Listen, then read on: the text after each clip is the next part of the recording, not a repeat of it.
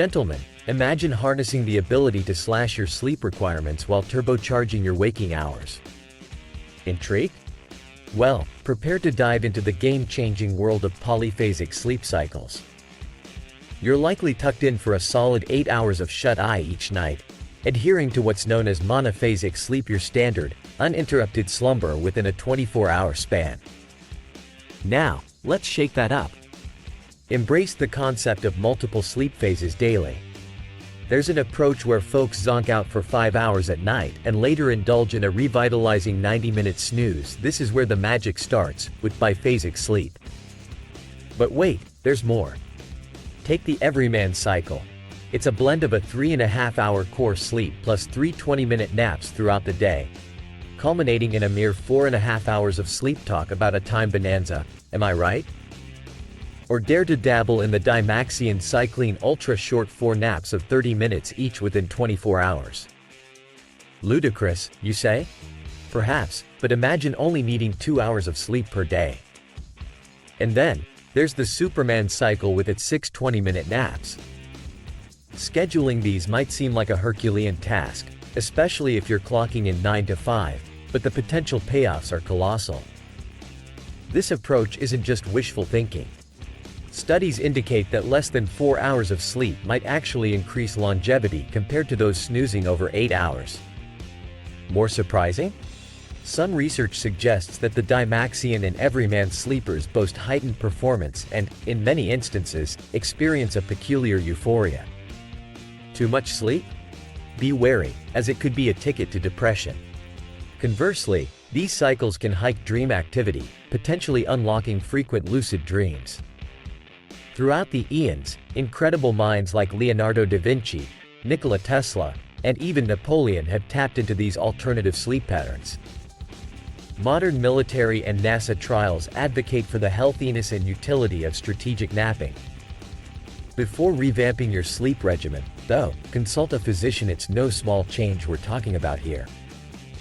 If you found this conversation compelling, consider taking action. Hit that subscribe button, like, and ring the notification bell to march towards that goal and tap the treasure trove of benefits highlighted in this discourse.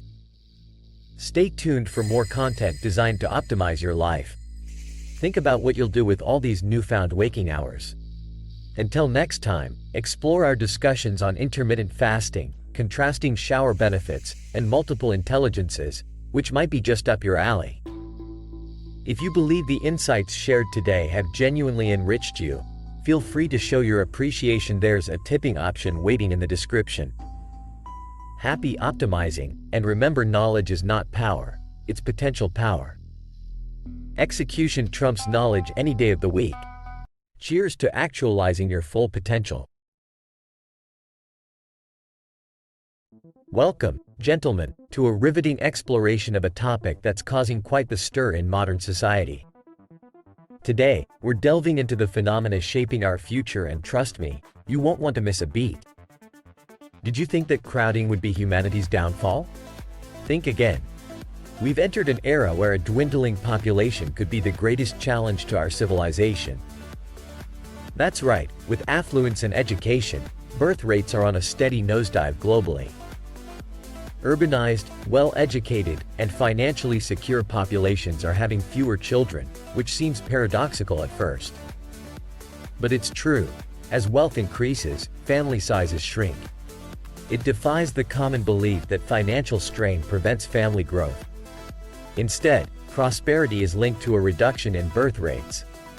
Our dilemma is not the expense of raising children but the choice to prioritize other aspects of modern life. Now, let's talk about Japan. A trailblazer in many ways, it's now showing signs of a concerning trend. The land of the rising sun is experiencing a population decline, ringing the alarm bell for the rest of the world. In 2023, the concern is not too many mouths to feed, but too few. The population decrease is so stark that by last year, Japan saw a decline of 600,000 people, enduring its lowest birth rate in history. This is not just a minor issue, it could very well be the fundamental threat to our existence as a civilization. Consider the environmental arguments some make. The belief that fewer children equate to a healthier planet. Well, that's a fallacy. Our environmental woes aren't bound to the number of human occupants but to how we coexist with our planet. Bringing new lives into this world is not a detriment but a prerequisite for sustaining our way of life. Without maintaining or modestly increasing our numbers, we risk a gradual descent into oblivion. Picture a society that ends not with a roar, but with the last of us in adult diapers, hardly the legacy one would hope to leave. Now, let's get hypothetical. Imagine a world where the highest human population has already been seen. Jarring, isn't it? But this possibility is becoming increasingly likely. The birth rates aren't just dipping, they are plummeting across the globe. The demographic shift is turning age-old population pyramids into skyscrapers of older generations, with thinning bases unable to support the expansive tops. Economies risk stalling without a robust working-age population to drive growth. The implications are severe shrinking labor forces, debilitating strains on social security systems, and potential shortages in healthcare funding. This isn't fear-mongering. It's a reality that requires immediate attention and action. Ignoring this issue is tantamount to ostrich syndrome, burying our heads in the sand while the storm rages around us. Now, let's pivot to another facet of this debate: the disturbing and frankly misguided notion that humanity is the planet's bane. This worldview suggests that we, as a species, are an affliction on Earth's surface, multiplying with the voracity of a malignant tumor.